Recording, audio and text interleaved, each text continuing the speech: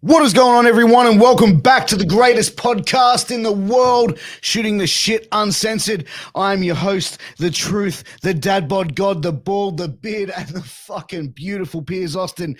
And no, you are not seeing double on your screen. You are seeing my brother from another mother, the one, the only, the fantastic Mr. Cameron Smith, joining me as my co-host for this evening's episode. What's up, Cameron? Thank you very much, sir. Fantastic to be here. It's weird not sitting next to you, looking directly at you, but... Hey, man, we make do, bro. We make do. But I thought, why not bring you on for this episode? This guest that I'm going to be having on this evening is someone that is a good friend of yours, someone you've known for a long time, Ms. Harley Wonderland. I'm excited to have Harley Wonderland on this podcast. This is one that I think we've been speaking about for quite a while now, so I'm really glad we could make it happen. So this is a really exciting one for me, and I know she's really excited to be on, and I know you're really excited to be part of it, so it's going to be an amazing conversation. But before we get into it, I need to tell everyone about that one place where everyone needs to go, and that is sleefs.com, S-L-E-E-F-S, sleefs.com. That's S-L-E-E-F-S, sleefs.com. If you or someone you know is an athlete, you need to go to sleefs.com, because trust me, they've got all your athletic gear and wear covered. They've got armbands, compression pants, compression shorts, headbands, boots, mouth guards, and they've got the truth's favorite, those dirty boxers, and those dirty boxers stay fresh, they stay dry, and they have funky designs on the front that keep Mrs. Austin giggling on what's on the front of the boxes and not what's inside them. So go and check out those dirty boxes at sleefs.com. Use that promo code MWAPOD to save some money at your final purchase. Damn, that coffee's really kicking in. That coffee's kicking in. That's not nicotine. That's caffeine at 9:35 p.m. at night. I'm pumped for this. You know what I mean? I'm excited. But if you're excited and you want to make sure you support the greatest podcast in the world, please make sure to like, share, subscribe, tap that little red button and tap in, because I'm bringing you the best conversations across professional wrestling, mixed martial arts, comedy, boxing, music, you name it. We bring it right here on the Piers Austin channel. So get to clicking and get to tapping in. But right now, let's get in to our conversation with the one, the only Harley fucking Wonderland.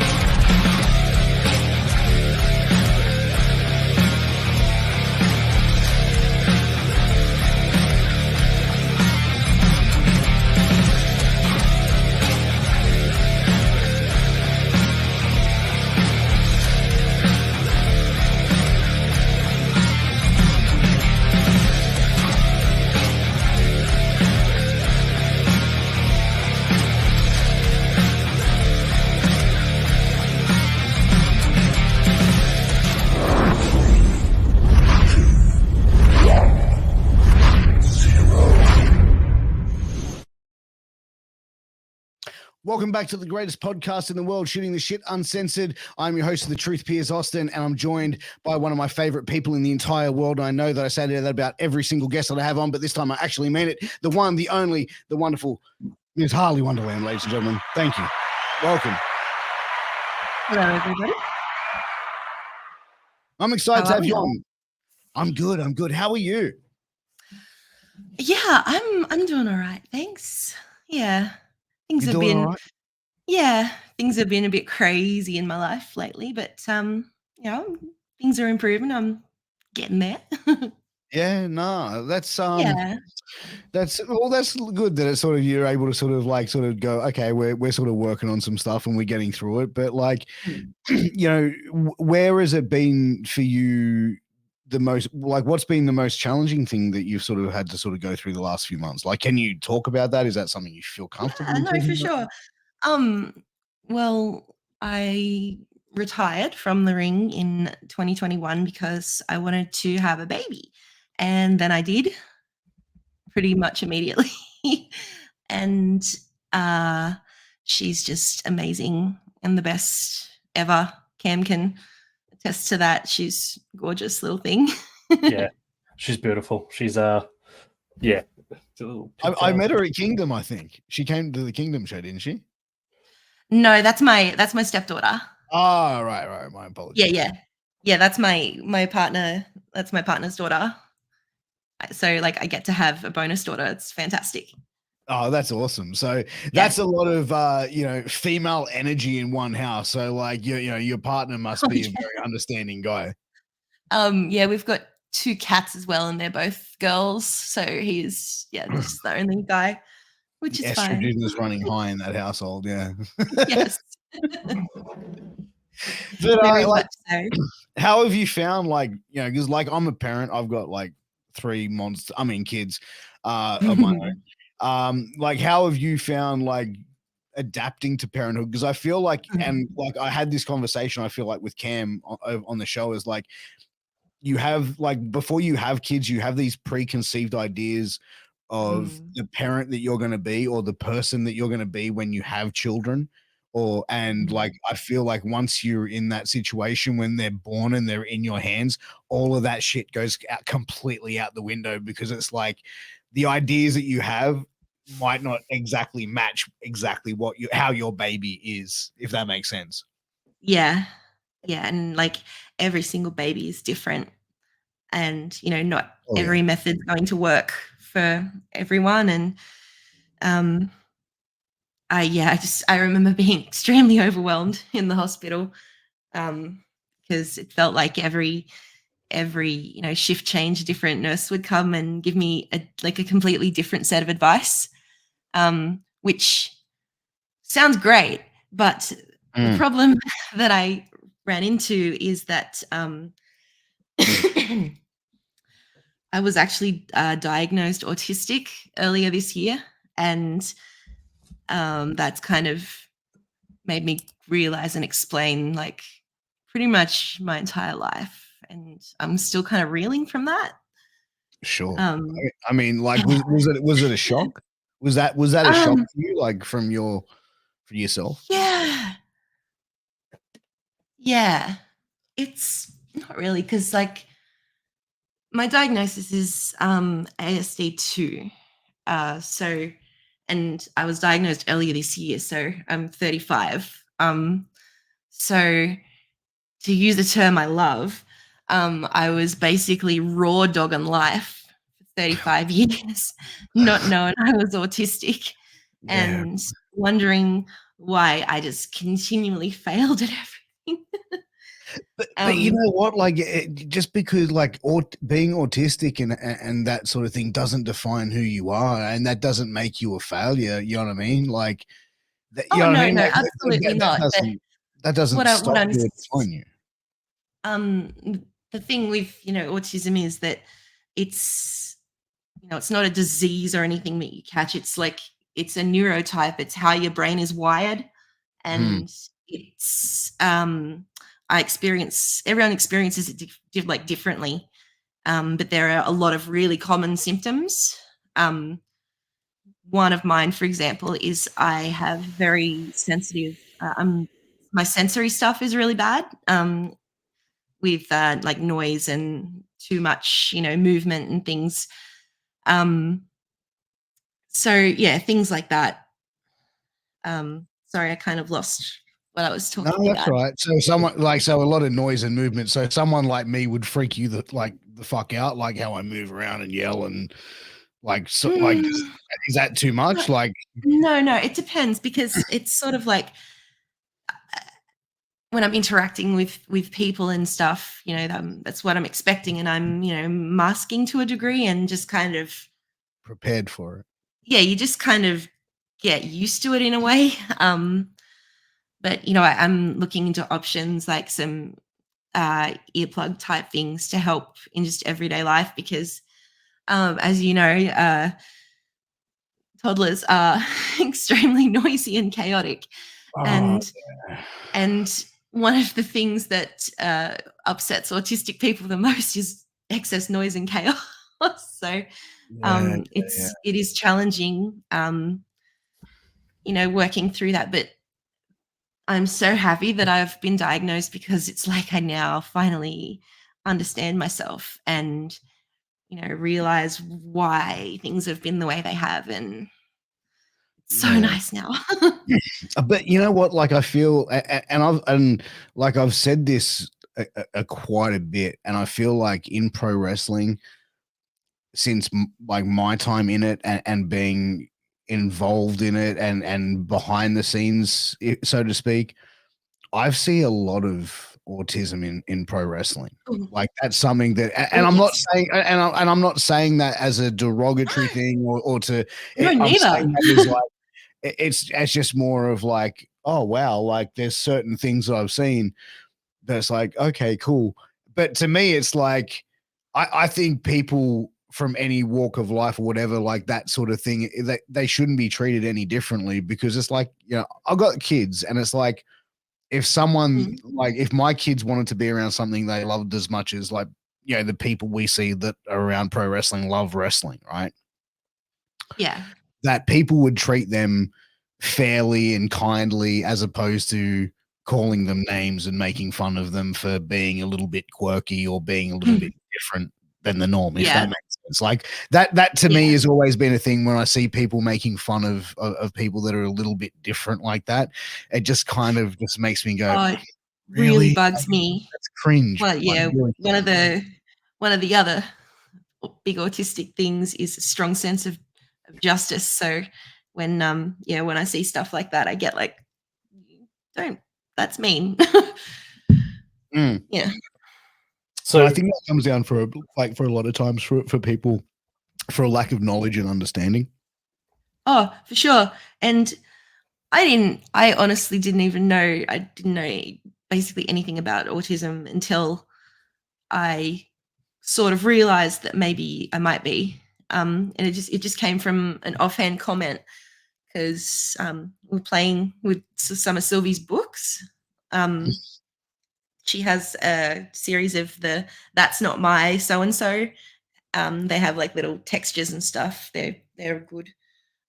They all come in different colors though. And when I was storing them on the bookshelf, it was essential to me that they needed to be in rainbow order. Otherwise, it looked wrong to me, and I didn't like it. And Yeah, I right. was just doing that, and then I was just offhand said to my mum, who was there, like, huh, "That's kind of spectrumy." Uh, Wow. and then it was legit. Then just like dominoes, with both mum and I just being like, "Huh, huh, huh." Google symptoms of autism. Huh. Often not detected in girls because of high masking. it was like full on moment of like, oh, perhaps we should look into this. Yeah, And then right. I went and got a formal diagnosis. And have also from like going undiagnosed for so long, it just really, really, it wrecks you. Yeah, for real. Sorry to get emotional. No, Um, no, you're all right. You're all right. um, as a consequence, I also suffer from complex post-traumatic stress disorder, from like every social interaction just like failing and me not knowing why. So um, it's emotional for me, because now I can look back and go, oh yeah, that's why. Mm. So it's been like a huge thing. It's been like all consuming for the last few months. It's just been, my daughter and my weird brain. Sure. I mean, well, it's a lot Yeah. really, because it's like, what a lot of people probably wouldn't understand is like when you go through like parenthood and having a new addition to your household, and which really having a child and a baby is like That was it's almost yeah. like going, here's someone drowning in the pool, go and get them right now. And it's, you know what I mean? Like, and it's just, Yeah. that's a constant thing. You've just constantly got to be on alert. You've got to you Yeah. know what I mean? Like, you've got to constantly give this person love and care. And Yeah. especially for a first time parent as well. Like it is like I'm telling you, like for like when me and my wife had our first, it was like, you know, we had our moments, but it's like you bounce off each other, you keep strong, but then also going through something like that, like I take my hat off to you. Like, you know what I mean? Like that, I feel like that shows your perseverance and how much, like your strength to really sort of push forward and sort of go and get diagnosed, go and address it, and then go, okay, deal with it. You know what I mean? Oh, well, it's the number one most important thing because I need to be as well as possible for her. That's it. So, yeah, whatever it takes. So you mentioned like the negative sort of parts that you're finding with the autism diagnosis. Maybe found any of the positives that have come out of it, or things that you go, oh, I do that because I'm autistic, but it's cool. I do that better than other people. Are there things like For that sure. that you've been finding? Yeah, I mean, I learn new skills very, very quickly. I can focus on things if I'm interested in them for just hours on end. I have to set, you know, bathroom and, you know, food reminders for myself at times if I'm, you know, really hyper focused into something, especially Baldur's Gate recently. I'm sorry, Larian Studios, you are wonderful, but there's just a lot of time. You've taken a lot of time of my life. I have sent I'm not mad. I'm just letting you know. I have sent a few 3 a.m. go to bed Amy messages. It's not that bad anymore. It's not that bad anymore, but the first few weeks when the game came out and I was playing it, it was, just very much up late at night. Just, this is amazing. I don't want to stop. Yeah, I was getting worried when you were on my sleep schedule. Oh, yeah, I know. You know what? I find like, because I've got an Xbox One, and like for the longest time, like I've had it for the longest time, and there's like when I had kids, I just stopped playing it. And then it's like I started playing it about a year ago, and I found myself like falling into this thing of like putting off stuff to play games and like trying to sort of like I almost felt like I was cheating on my wife to a certain extent just in game instead. It was so bad. I'd be like, I'd be like, I'm not feeling well, baby. I can't come to that family barbecue. Like I've just got to, like, you know what I mean? Like dumb shit like that. And it's like, I just was like, I'm getting way too addicted to this. So I just packed everything all up, put it in a box, and just like put it like in like a corner in my office. I'm like, yep, you're going away for a little while. This is becoming too much. Needs a timeout. No, in my house, my partner and I are both avid gamers. So we have our computers set up side by side and play games together. It's something we enjoy. So are you on the Twitch world, or are you just doing games against people, or like are you streaming it? No, I have thought about it. But I don't know. People can make it. I don't know. You can swear a lot on Twitch, can't you? You can swear a lot on Twitch, can't you? Oh, dude, yeah. Twitch is fucking easy, right? Like YouTube, like they demonetize everything. Like I'm kind of forced to like I'll kind of put it out there. I'm looking at changing the name of the podcast just because it's like most of my content to not get monetized. So I have to make a change to try and make something a bit more friendly. And you know, but Twitch, you can do whatever you want on Twitch. Like you can play music, like there's no copyright, nothing. Like I think the only thing I certainly have the ability to turn off, you know, the profanity and things from working wrestling, you know, family friendly wrestling shows for God knows how long. But when I'm gaming, it can be a little spicier.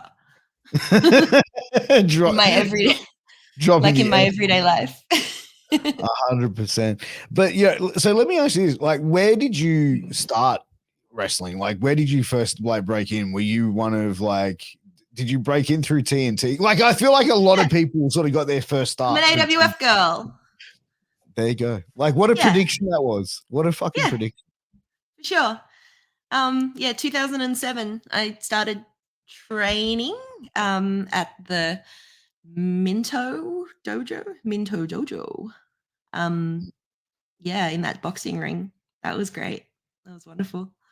Let me ask you, like, because I feel like people say a lot of different stories about Greg, and for me, I feel like whether you have something good, bad, or indifferent to say about him, he has had like impacted like Australian wrestling for like 20 Absolutely. years, and like Yeah. whatever you can say, there's been anyone in New South Wales has had some sort of interaction or experience with him, and he's either like where people have gotten their start, and I feel like he doesn't also. He stays in his lane for a majority of his stuff. He doesn't fuck around Yeah. with a lot of other people. Yeah.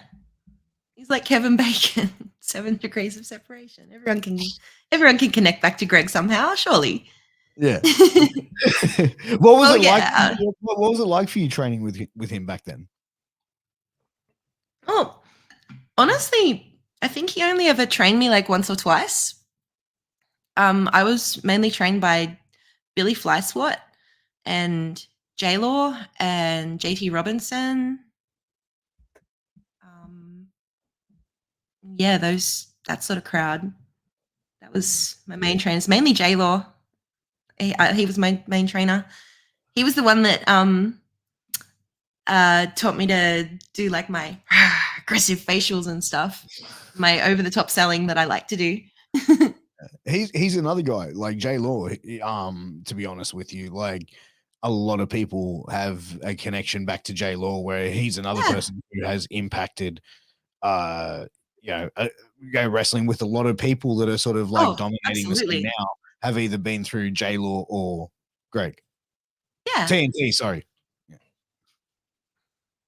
Yeah, absolutely. J Law's the man. Yeah. Who's the man? So yeah, I started. Who's the man, huh? What he says all the time. It's great. Yep. And the sprint, I love it. It's my favorite J Law.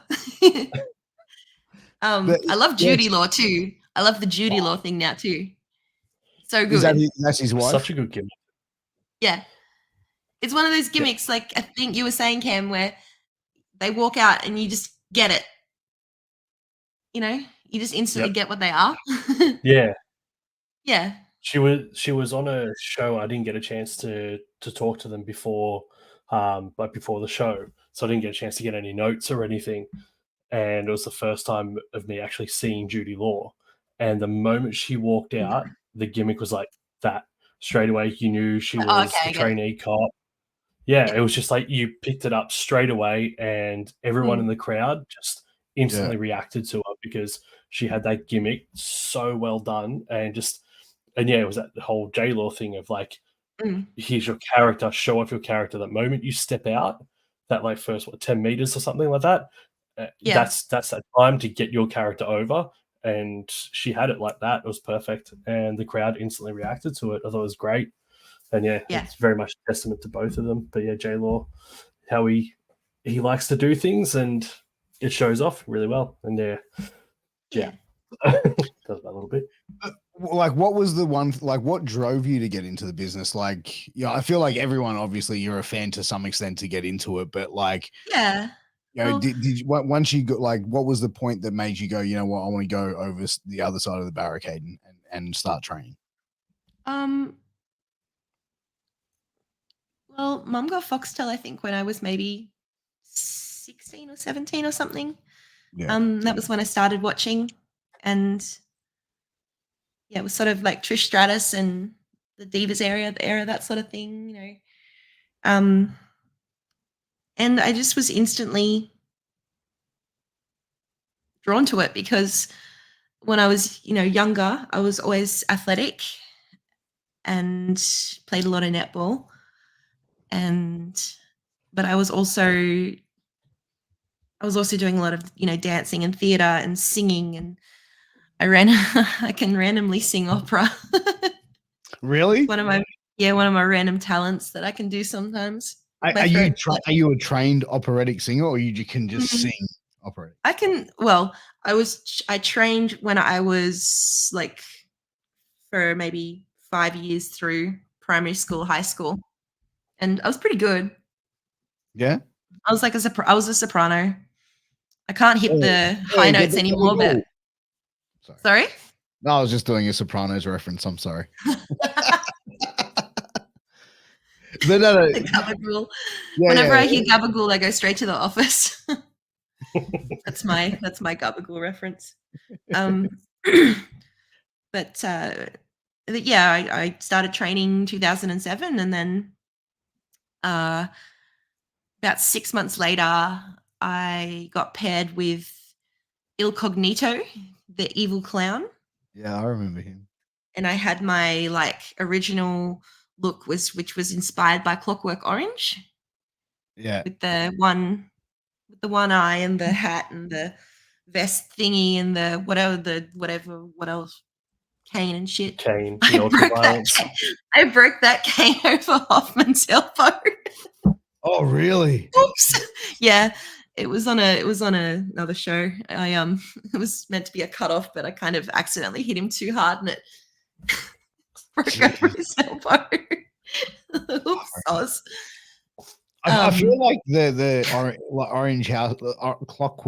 What is it? The clock house orange or whatever it is. Like I feel like that movie has been done like was in wrestling like so much around that time, like around that 2005, 2007. I feel like that because the movie was what 73, so I feel like they must have had like a relaunch of that movie around that time because I remember seeing like a lot of gimmicks that were like based on that around that time. It was voluntarily banned in the UK by Kubrick. He pulled it in the UK for about 20 years. Really? Because because of like the context of it, apparently somebody had taken some inspiration to do some pretty messed up shit, and Kubrick found out about it and pulled it. I voluntarily pulled it from cinemas and stuff like that. So apparently, yeah, it took quite a long time for him to get it back a release. So it might have been one of those celebrations or something for that. Because yeah, the tones and stuff that are in it are quite horrific. So yeah, hey man, it's like when Stephen King had to. Oh, sorry. When Stephen reminded me of my special interest. When Stephen King pulled Rage from the shelves because one of the school shooters in America said that the story Rage by Stephen King inspired him. And Stephen King felt like sick about it. Could you imagine putting out like something like art, like music or like a book or a movie or a TV show, and someone takes that and they go, yeah, like I find inspiration in, you know what I mean? Like that's like I find like certain shit that I see in movies and television, like there's certain stuff. Like if I see something like where a kid like their health or like something's gonna happen to them, like I legitimately have to get up and leave the room, and my wife laughs at me. She's like, you were such a baby, and I'm like, no, I just don't want to see that. Like I have no interest. I have changed since becoming a mother. Yeah, I you am do. I am so weak now. So weak now. I'm pointing at you, Cam, had to give me trigger warnings for watching House of the Dragon. Yeah, I'd watch the episode and then message her like, hey, just warning, this happens at this point. Keep an eye out for this. Or one of them was there was one where you were like, cool, what time was it so I can skip it? I'm like, kind of integral for the whole episode, so be aware. But you know what? Like, I feel like that's why, like I was a huge fan of The Sopranos. That's why, like, we had The Sopranos reference earlier. But like, I feel like there wasn't anything too graphically like, you know what I mean? Like, you saw certain shit go down and killings and whatever, but it wasn't like overly gruesome. And then whereas like other shows and stuff like that, you see some pretty gruesome shit, and it's like, yeah, nah, I can go without having to see that, Tar. Like, yeah. I have an interesting thing about this. This is one of my favorite books. The Bachman books. This is the one that Rage is in. It's a collection of 4 short stories, 4 novellas or whatever. Yeah. The first one's Rage, which he had to pull because of the school shootings. It was horrible. And there's also the Running Man in this, which don't get me started on the Running Man. The movie is like extremely different from the original story. The original story ends pretty much. This was released in like the 70s, 80s. Yeah. And yeah, the ending of the Running Man is basically an airplane flying into a tower. No. Yep. That's the original ending of the Running Man. So I'm like, well, I guess they can't. Are you so? Pardon? Oh no! Sorry, you said Running Man. I'm thinking Rain Man. Sorry. No, the Running Man. Sorry. Yeah. Yeah, no. I was confused by it. I'm sorry. That's wild. So this was written in 1975 about a plane flying into. Yeah, something like that. 70s or 80s. It's a collection. This book's from like the 80s.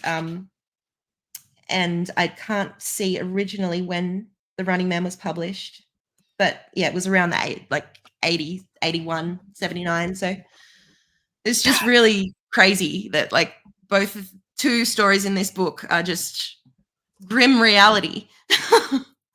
But you know what? It's the same sort of sense when you look at it. Like, have you ever slowed down and listened to like Nirvana's "Come as You Are"?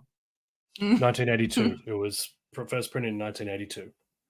You know what I mean? Like you listen to that song and it's like you listen to the hook or whatever, and it's like, and I swear that I don't have a gun over and over and you know what I mean? Like it's kind of like, you know what I mean? When you hear it back, it's like, because I saw like a documentary on it and they just played that loop over and over again, and it was like, oh, that's so fucking chilling. Yeah. Yeah. Things like that just make you go. But do you think like there's like a coincidence to like those books and to like what actually has happened, or do you just think it's like do you feel like it's a conspiracy, or do you feel like it's just a coincidence? Well, one of my other most favorite Stephen King stories is in here, The Long Walk. I haven't seen that happen yet, so if it does happen, that'll be interesting. It's basically a dystopian. I'm just doing an ad for the book. Sorry, it's a dystopian future thing where they get like 100 16-year-old or I don't know 18-year-old boys and make them walk. Like it's a competition to see who can walk the furthest. Sounds very simple, but if you fall below 4 miles per hour 3 times, they shoot you in the head. Oh. Squid Games? Well, it's very much like that. Like early Stephen King is probably inspired a lot of that stuff. Special interest. That's some wild shit. That's some wild shit. But you know what? Like I find like there's certain the winner gets anything they want. That's the other thing. So it's enticing to do it. Like a wheelchair. They're gonna get anything they want forever. A mobility scooter. But you got a 99% chance getting shot in the head. That's fucking that's wild. I find like those kind of shows, like I'll sit down and I can watch for a little while, but it's like then like I can't watch you can't watch too much of it because it's just so heavy. Yeah. It's so heavy, and that shit starts to really like, for me, it just starts to get depressing, and I start going, "What am I doing with my life?" You know what I mean? Like I don't know. Like I freak out. Maybe it's the old weird brain. I seem to be able to like disconnect from it and view it in a objective and like, oh, that's really interesting. But then as soon as it's anything about like a baby or a child, now it's like, nope, no, can't handle that. Yeah, for real. Real. You know, just that instinct that happens. Yeah, I mean, well, you go through that change and you have that sort of perspective now in that thought, because it's like that then hits home to you. That then is so close and connected to what you are as a person.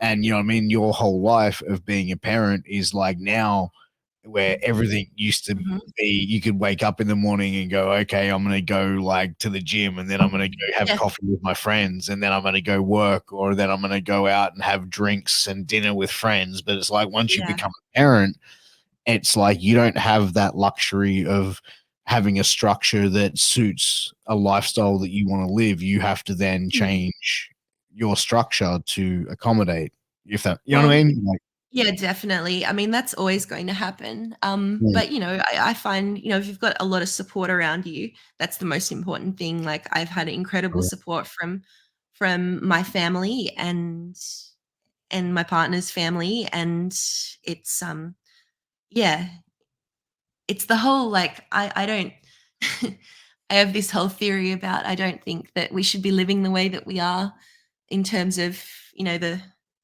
it's just such a recent thing in human evolution that we're living in the family unit rather than like a little community where everyone like helps raise the children.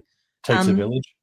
yeah, and I think that because society has changed so quickly, um, we haven't, our minds and bodies haven't really caught up yet. So I think a lot of people struggle.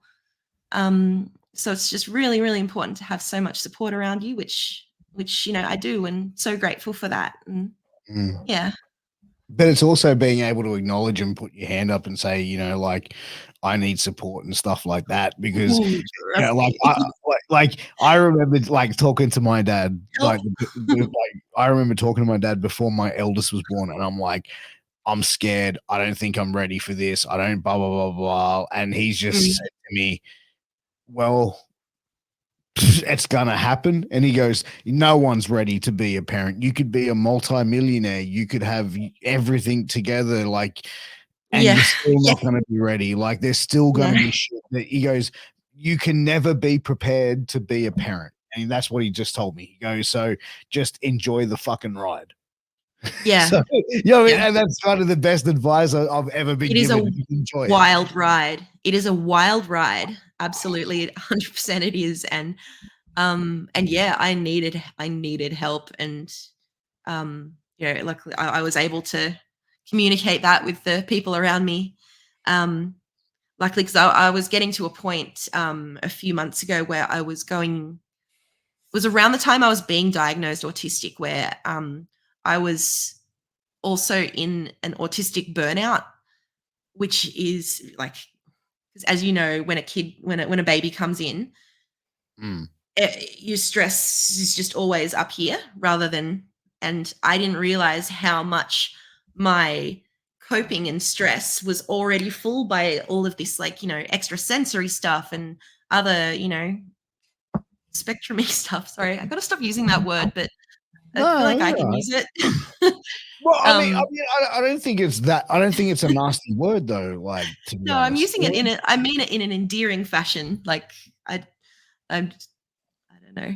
I'm not No, I really don't. I don't feel like but it's coming across. I don't feel like it's coming across insulting at all. But sure. I mean, like, you go through those two major things at the same time, and you're definitely going to get you're going to be mentally exhausted. You're going to go through mental burnout. Yeah, and like it was actually to the point where I was struggling to think, um, and I've never experienced that before in my life, and it was actually really scary because I was being like, "Oh, I actually can't think," and like, you know, I'm not, you know, I'm not drunk or something. Like, there's no reason why I should be not able to think. And yeah, that's apparently one Did of the you just feel symptoms of like scattered, aut or like yeah, I would try and think, and my brain would just sort of go like, "Bing, ting, ting, tom, bing, bing, bing, bing, bing." just like you were high, like you were under the influence of like alcohol or like a drug, or like, Um, can not you? even not even that, because I've experienced a few of those in my day. And yeah, it didn't really feel like that. It just felt Yeah, like I was just like blank. I would yeah. try and like think, and then it would just like error 404 was like just coming up in front of my eyes, and I was like, okay, I really need help.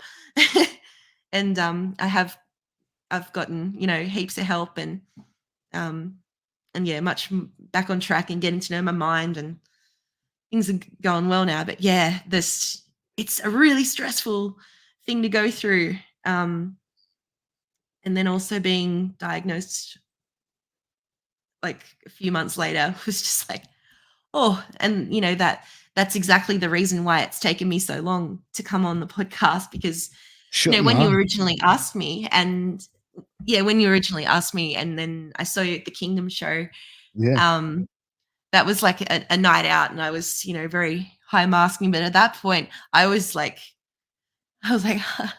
my life is just a mess at the moment.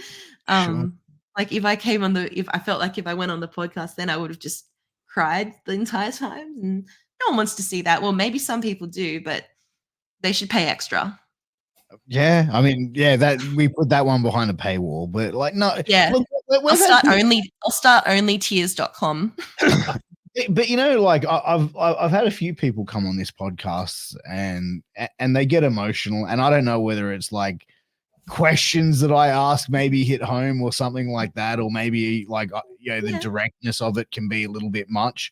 But like I feel like for anyone to sort of come on here and be able to express that emotion in such a public forum, like, you know what I mean? I don't really feel like that shows a sign of weakness at all. Like I feel like that's actually a sign of strength, because I feel like everybody at times goes through that emotion of just like needing to get that out.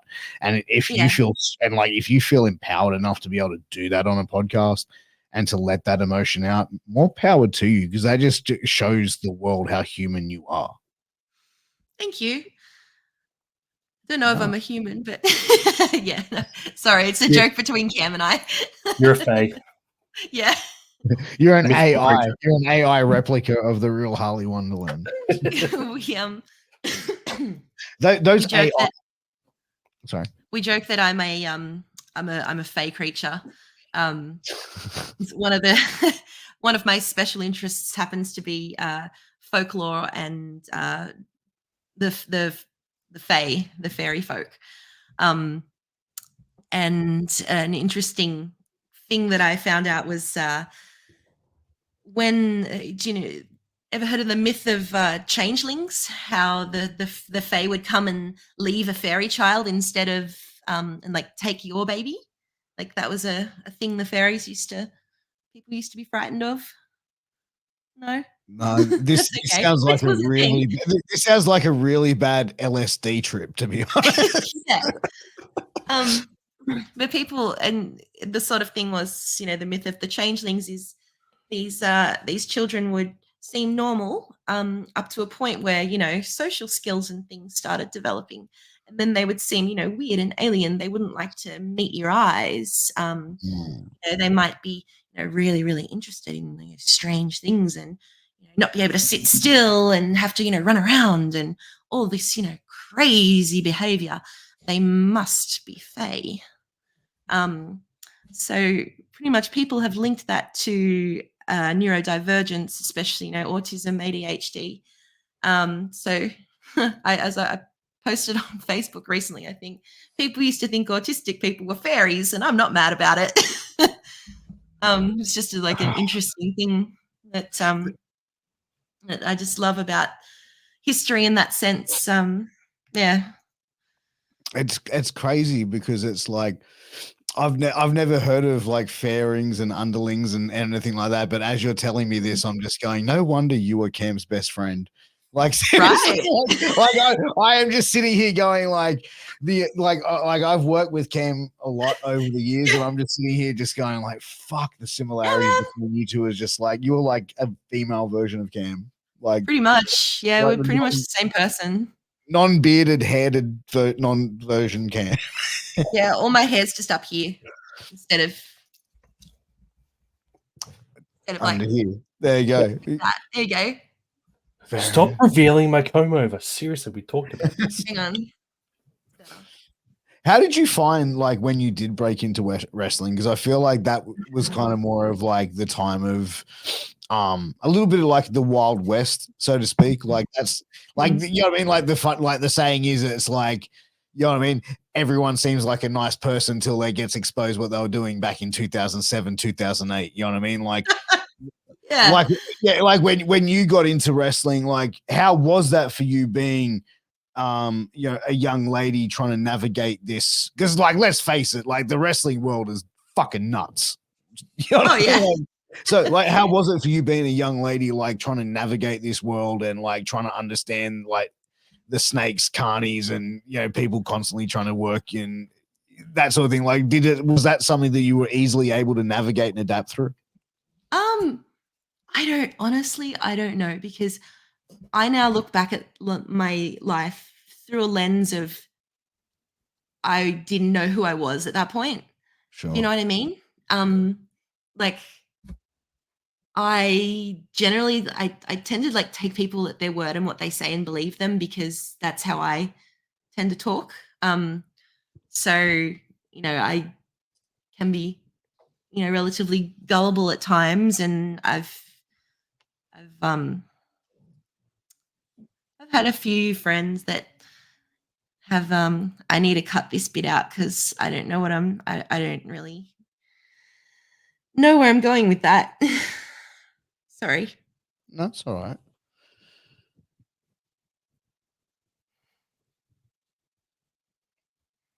I feel like for the most part, like, you don't really, like, for everything sort of like, and I feel like we keep sort of going back to, everything. And I feel like for you, it sounds like a very much like a realization of like looking back at certain experiences before you were diagnosed. And, Hmm.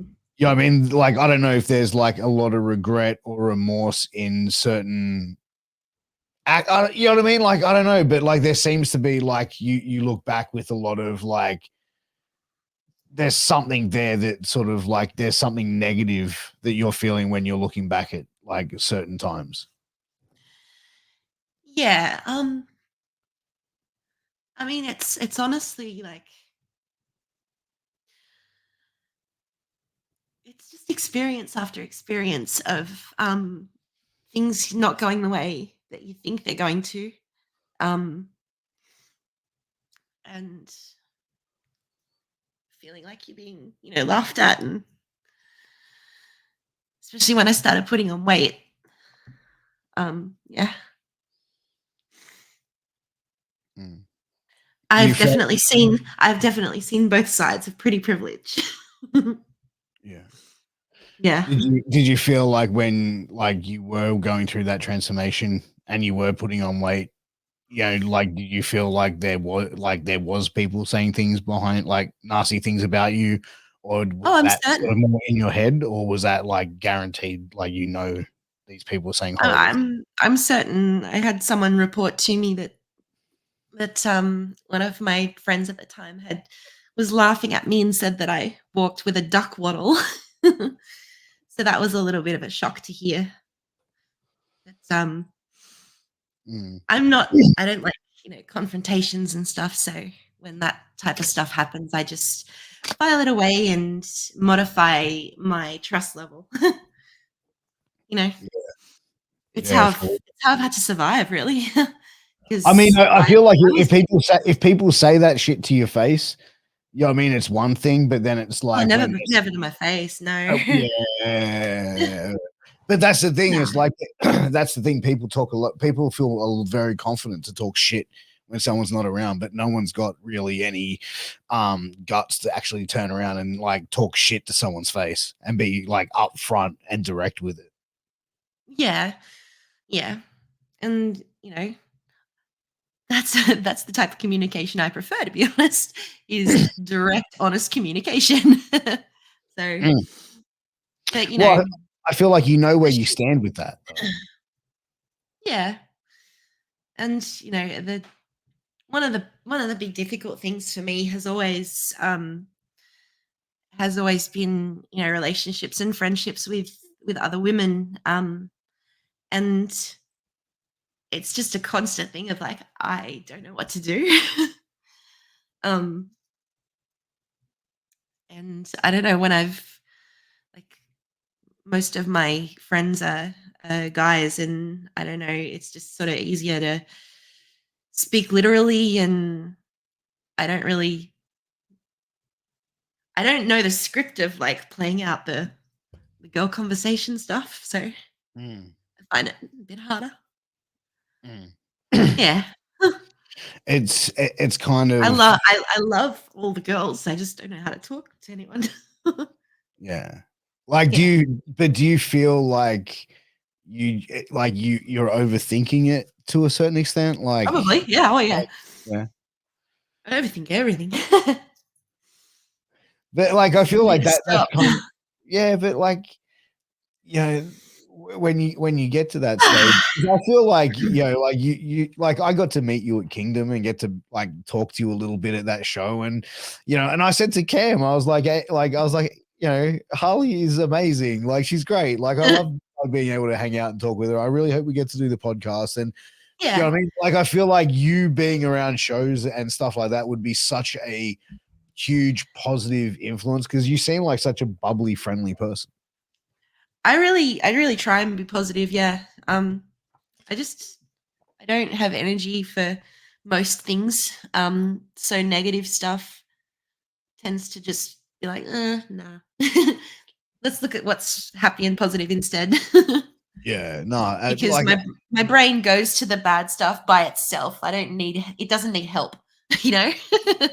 mm, yeah, Yeah. I but try and see, the joy and stuff in whatever I can. yeah, Yeah. definitely. But like, also, one of the things I want to ask. I know you were Yeah. teamed up with Wahlberg and Carter Deems for a while with the Babes. How did Yeah, the that come babes. about? Yeah, the Babes. How did that come about? Um, well, the babes originally was an idea that we had talked about years and years ago in SWA, the uh, the company that was around before Nui Pro, um, where it stood for Blonde and Blue Eyed Squad or something like that. And it was me and I think Shaz originally. I can't remember it. I can't remember. No, Shaz wasn't in it. We were trying to get Shaz in it. Um, it was me and it was Rachel Rose and I originally. We were the babes. It's just I don't know something. We were blonde, and and then it came time for Wahlberg and uh, Carter were ready to start being on shows and stuff, and I was like, I would really really like some floozies. Oh wow. Everybody needs Because floozies. yeah, because I was jealous that Hoff always got floozies. Um, so I'm like, why can't I have some floozies? And that was the original go. And then yeah, we were tagging, and the whole thing with the babes was sort of like my career and their career was sort of like as I was going out, they were coming up, and it was Yeah, this sort of um passing of the torch kind of thing. uh maybe like I don't know. I don't like to like big up myself ever. Um those guys are just talented, and I just, maybe helped them gave them an opportunity to, come on and, be ringside earlier than they might have been. Sure. I'm not, I'm not going to, take credit for any of this success because that was all them. But yeah, it was so much fun working with them, and I just love both those guys. And it's so incredible seeing, Wahlberg now. Like, wow, Mm. it's just so cool. And um, watching Carter as well. He was like my son. He called me mum a couple of times in when we were out there. It made me laugh so much. I think I was trying to get him to like not continue to fight Matt Rogers because he was bleeding a lot. Yeah, that was the match Wait, was it brain. about to be a shoot fight, or was it like? No. It was all cool. Oh, But yeah, the angle was that he wasn't going to give up. And I ended up having to throw the towel in for him. And he was like, I was ringside.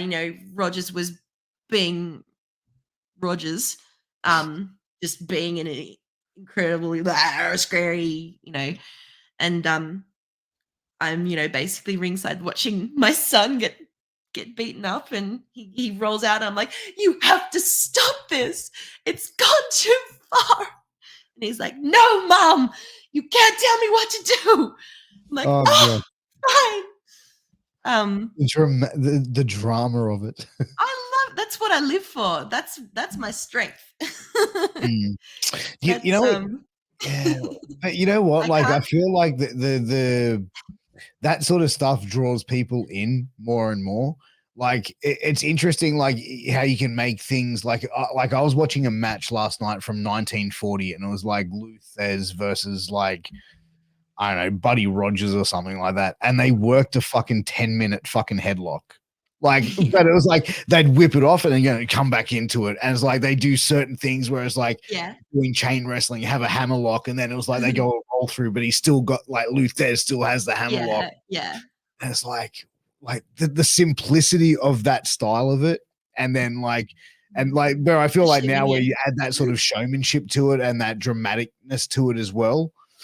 Yeah, wrestling's great. What was I saying to you the other day, Cam? It was something like, I struggle to do a flip bump at the moment, but I got a mop over.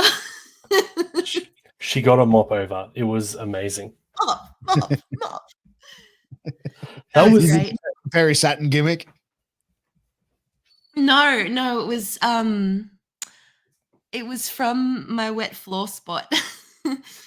It's my favorite thing that's ever happened in wrestling. All right, what's the wet floor spot? Originally, it was in this match. You can see that sort of. Yeah. It was 2015 match with Shaz where we it was Halliversary, and we did a no DQ match. And I was dressed as a French maid, and she was dressed as Mick Foley. And I was really jealous of her costume because she was really comfortable, because she was in like trackies and a flannel. Oh, that was, yeah, like how comfortable with that? With all these frills and shit. Oh my god! Sorry, my cat's being a cat. But we at one point during the match we went to the outside and we ran into the toilets. This was at Charlestown Bowling Club.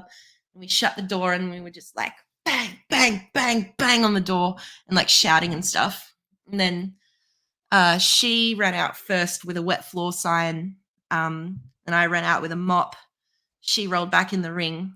I followed her, but she put the wet floor sign down in the middle of the ring and was like, watch out. Oh. And I'm like, I didn't swear because it was a family-friendly show, but in my mind I was like, fuck you, bitch, that's not gonna work. And so I was like running at her with the mop, but then of course, wet floor, I slipped. Oh no. I live for, slapstick comedy. And everyone's like, oh, that's hilarious. And then Shaz is like, ha ha ha, and comes over to me, but then she also slips. That's awesome. And then the cherry on top, the ref comes over to check on us and he slips. Oh, even better. That's my favorite part. And then we repeated the spot in my retirement match with Charlie Evans. Yeah. We repeated the spot with the wet floor, except we also had like Shay Cassidy and Jess Troy run in, and just like everyone was slipping. It was great. But then the finish, the end of the spot is, of course, how are we going to continue, because the floor is clearly wet. So thankfully we now have a mop.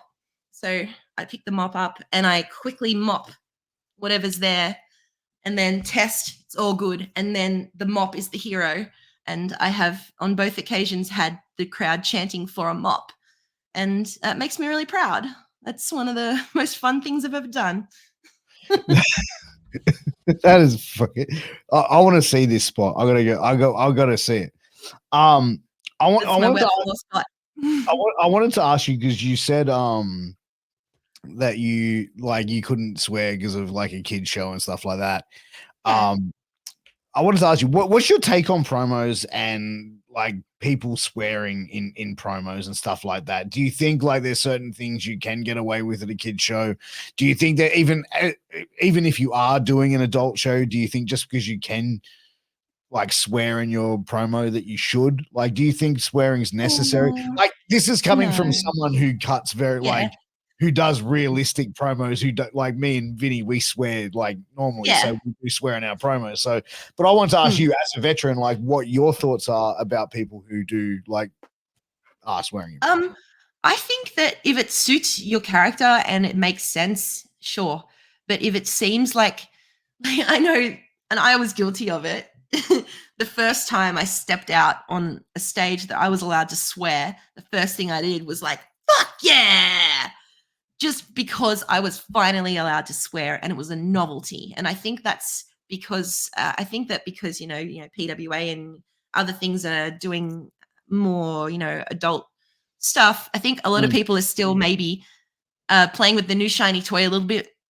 But for example, like Matt Rogers again, there was one promo where he just dropped cunt, and it was just so perfect and made sense and it had impact. But if everyone else had been peppering cunts around, what a turn of phrase, just peppering cunts around, it wouldn't have had the same cunt. Well, I think it also comes down to like if people use the same spot over and over again, like if you see exactly. five times on a show, or you see like a brain buster, like you know what I mean, like it's and like you lose the impact, and like the same with like the deathmatch shit. Like I've been pretty critical of that over the last 2 months, and I feel like you see a deathmatch show, and if everyone's going out there beating the fuck out of each other or hitting themselves over their head with like light tubes and no selling it, then how am I supposed to believe when you hit some other fucking person with it? You know what I mean? Like, I don't know. Yeah. Like that's like with me and no DQ matches, like I enjoy having blood. I enjoy thumbtacks and that sort of stuff. But I'm just generally scared of ladders. I had to win a ladder match once. That was hilarious in my own head. I think I looked like I was having a good time. But in my head, I was like, fuck, fuck, fuck, fuck, fuck, fuck, fuck, fuck, climb up, get the thing, smile, smile, smile, smile, get the fuck down. And I completely neurodivergented my way out of that. I forgot what I was talking about. Sorry. We're talking about ladder matches and like you like doing the gimmicks and stuff like that. But things like glass and razor, like anything that can slice, I feel is too uncontrolled. Just for me, like do your thing, baby. You do your thing, baby Smurf. If that's what you want to do. But for me, it's a personal fear that like a light tube will break, and then like we were talking about, a little piece will get in my eye, and then it'll burrow into my brain, and then I'll die. But it's like we've seen people have those mistakes. Like we saw a guy called G-Ray over in the States slice his arm open and like lose feeling in his arm. And, like with thumbtacks, it's just a bing, it's a controlled, how far that's going to go into you. It's not going to like slice something. Yeah. That to me feels okay. But yeah, I just get real scared beyond that. But I think like if you could make that shit like I just like it to make sense. Like I like if I'm watching that sort of stuff and people just doing unnecessary violence and just hacking each other or like doing dumb shit. Like I can enjoy a deathmatch. I just like I feel I feel them for the most part in this era currently, there's not many people that can do deathmatch wrestling and do it well. I just feel like now it's just spots and hacking themselves and bullshit, to be honest. Like I feel like there's only a few people in the world that can do it really, really well and tell a story with it. I honestly haven't seen much of it. It just like I don't mind it. It just sort of doesn't really interest me, and that's a big thing. Is if I'm not interested in something, I will not pay attention to it. But yeah, 100%. it's cool. It's cool. 100%. Let me ask you. I saw this on Twitter or X the other day that someone posted, and someone said like, X the other day. I'm like, what's X? Yeah, it sounds really it sounds really wrong. But I read this and like I looked at it and I want to get your perspective on it, but it says the person wrote, like I'm going to paraphrase it here. So it says when a bunch of folks are killing each other in the ring, and the crowd are chanting for someone else, that's really gross. Do better. That's lame. Whatever. Like. So basically saying that people who are in the ring, they were killing each other in the ring or whatever it is, have it killing them in the match, but the crowd wasn't into it and they're chanting for someone else. What's your thoughts on that?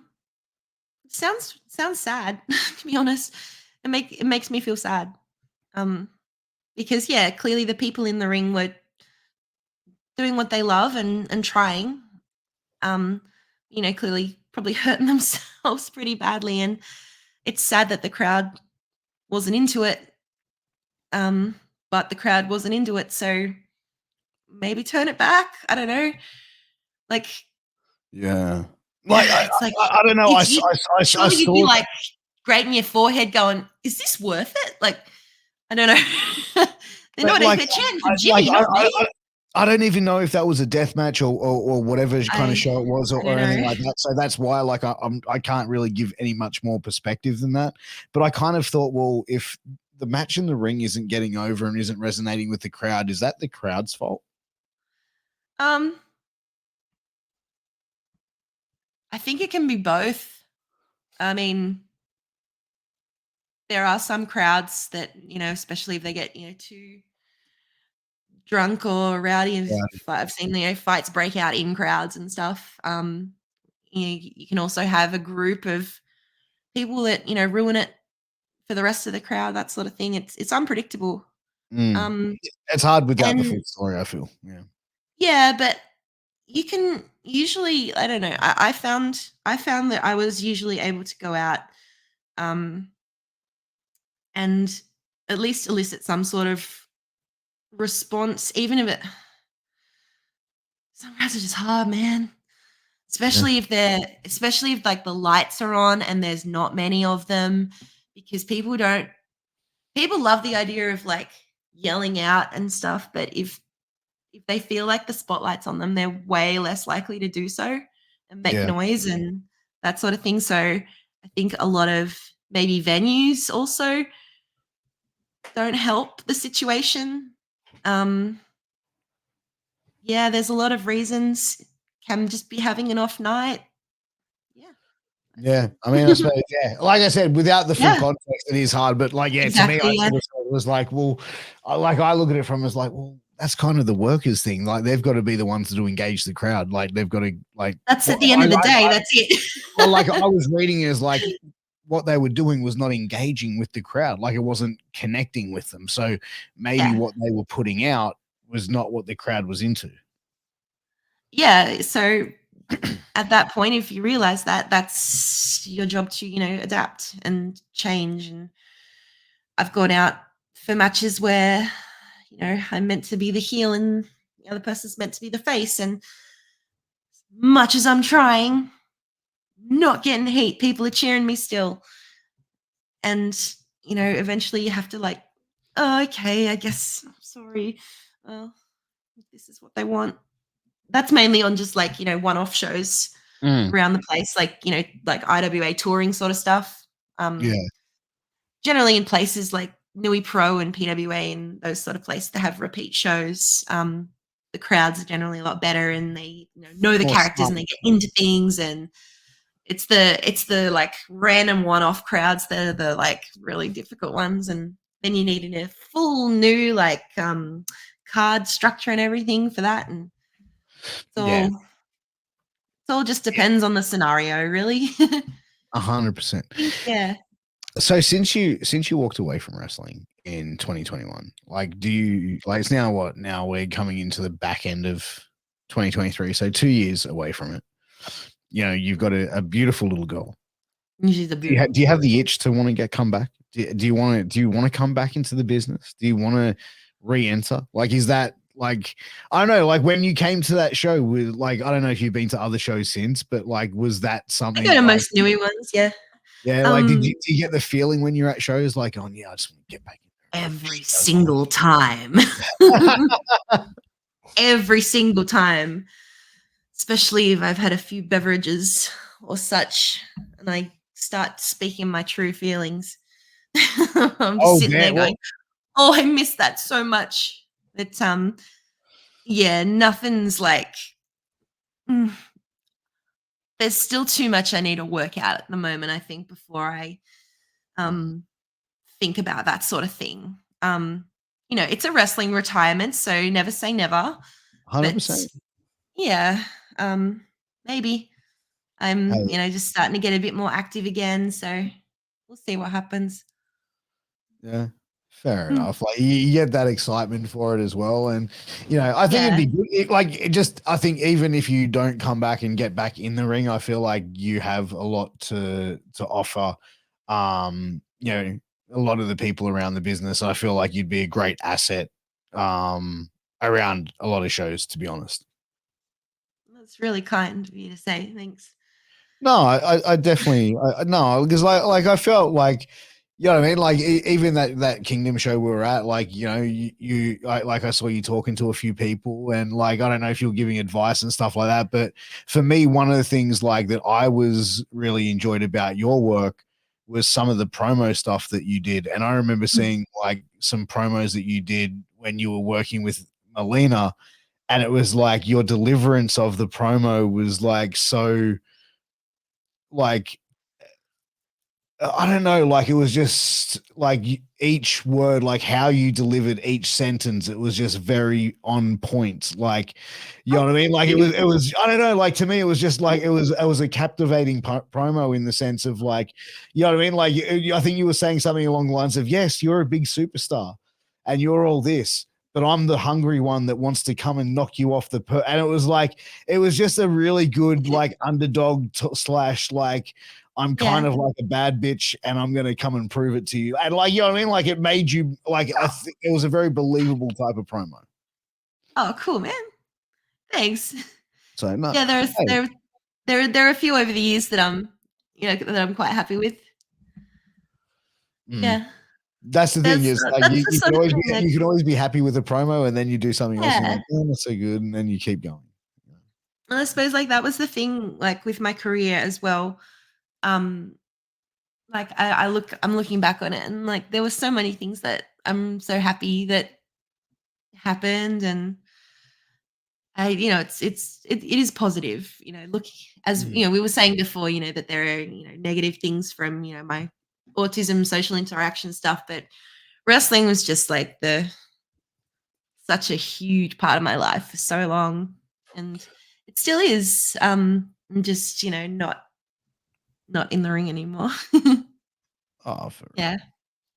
So when you were wrestling, so you said earlier in the night about with the autism, so having the overwhelming sounds, lights, all that sort of thing, and Yeah. before you kind of knew obviously what you know now, how would you cope when you would walk out there and there would be all those lights, all those crowd, like the crowd like screaming at you, the bright Mm. lights and all that sort of thing? What would you do to sort of help focus yourself? Would it affect you, or would that be when Harley Wonderland switches on and it's a different sort of? That's the thing. It was a mask switch. Yep. Yeah, in like, autistic terms. um, Can you explain they have what a diff must switch is to oh, people who might not know?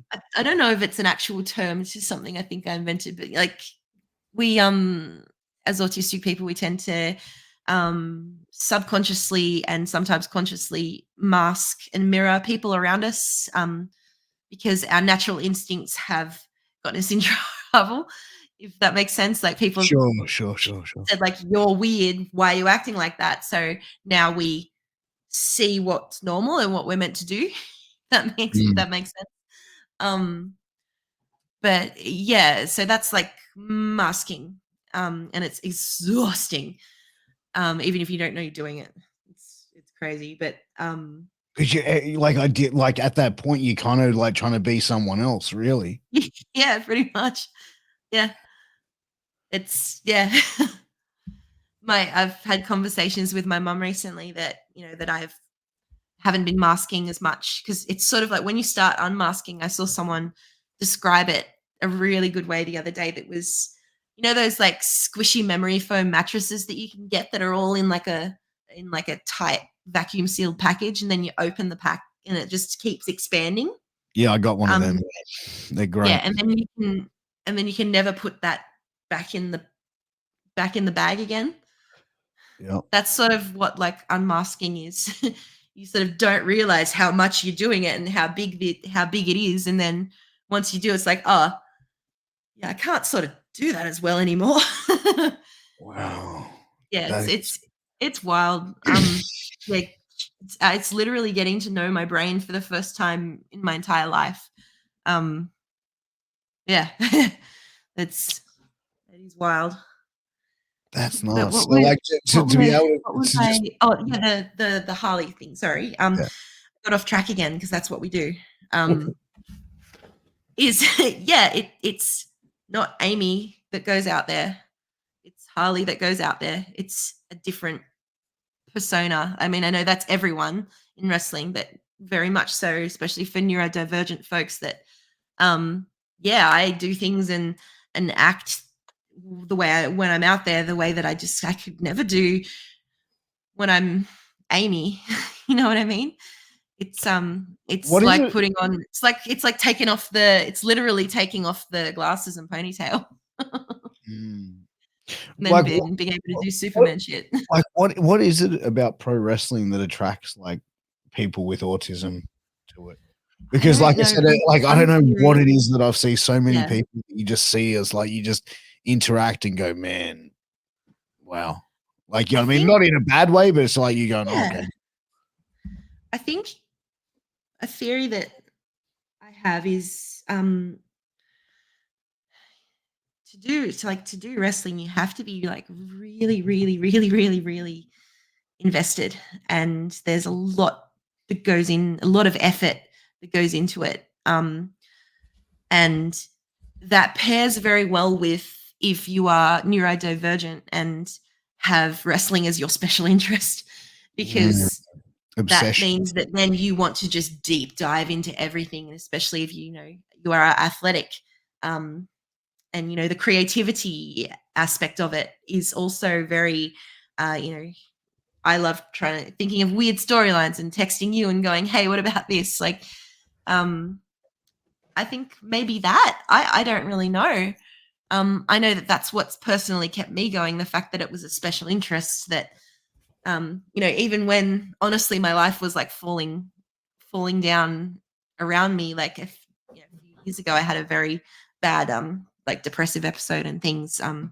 Wrestling was still the one thing that was like keeping me going. And so, yeah, it was very much because of I think a special interest type thing for me, and maybe some others, and creativity and expression, and the ability to be someone else and perform and have people like you, because maybe people don't generally respond well to you in everyday life, and that kind of sucks. So when you go out there as someone else and they like you, it's like, oh, that's cool. People like me. You get to feel special. Yeah. Yeah. Makes a lot of sense. Thoughts on that. Yeah, no, it makes a lot of sense. It's something, like, as I said, it's that I observed pretty early on, where I was like, wow, there seems to be like a pattern here, and I always wondered what it was that really drew people from that sort of, like from that are autistic into pro wrestling, and it makes a lot of sense. It really does, and I feel like that's where like, you know what I mean, like I feel, and not just to sort of blow smoke up your ass and put you over again, but like I feel like that is probably an area where like someone like yourself that has gone through this, and on top of it gone through it during, while going through and experiencing motherhood for the first time as well. Like, I feel like there's a lot of people, considering how wrestling is and how there is a large, autistic community in professional wrestling. I feel like you could really be like a strong role model and a support person, almost like, you know what I mean? Like, to people breaking into the business. And like, I feel like, know what I mean? Like your knowledge could be really paramount to a lot of people, and especially people my that have that same like thing that you my come from. favorite thing is like one of my favorite things about my career is I'm not sure exactly how many, but I've had lots and lots and lots of girls first matches. I've been the cherry popper. Yeah, I feel like you, Shazza, Madison, Savannah Summers. You know what I mean? I feel like you I love ladies. Savannah. Yeah, same here. I think she's one of the most like amazing people in the industry. I honestly do. And she's She's just about to amazing. have she's about to have a little girl too. No, she did. She had a little girl. She had it. Oh, she did too. Oh my god. Yeah, that was That's like right. a few Oh, weeks back. and it's all wrapped up. That's right. My brain Yeah, went all weird. that's the, you know what? Whenever I see like a newborn baby, like at that stage, like, and I'm sorry to go off track, but whenever I see a They just newborn like baby at that stage, speak. It's like, like, ooh. yeah, like I always just look at my wife and go, "Hey, baby," I go Ric Flair. It's like, let's go one more time. Let's go 4 times around the sun, baby. And she's like, hell no, she's like, get that rusty thing away from me. No. We're not going down that path again. I'm not going through 9 months of pregnancy. I'm not going through sleepless nights. No. I feel that. No, I feel no, we that. ain't doing that. We went 3 times. She's like, nah. But Mm. like anytime I see a newborn, I'm like the most cluckiest person. But yeah, like I feel like as getting back to what I was saying is like you ladies, I feel like really would have been I feel like the driving force really in for women's wrestling here in this country and really sort of solidifying where it is, because I feel like even back in 2007, women in sport and women in wrestling wasn't really where it is now in 2023, where women can be acknowledged on a main event stage and be put on like an equal footing in the world of professional wrestling and also the world of sports as Yeah. well. It's nice. It was nice in the course of my career to be able to go from being the piss break match to main eventing a couple of shows and doing really well. And I actually went and I did like a guest speaker spot at a Women's Day thing at the APO once, talking about that type of thing, about how things have changed for women in wrestling since I started, and how much better I feel it is now. And that's one of the things I'm most proud of. If I had anything to do with that, then that's awesome. So, Do you think wrestling's changed? Like, as you know, I mean, like we saw Speaking Out happen in 2020.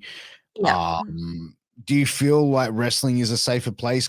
Or do you feel like it was just, the Speaking Out thing kind of happened, but there's still like plenty of scumbags around? Do you feel wrestling is Yeah. a clean place now? Like, where do you see it? I mean, they're always going to be around. And the especially sneaky ones are really good at hiding.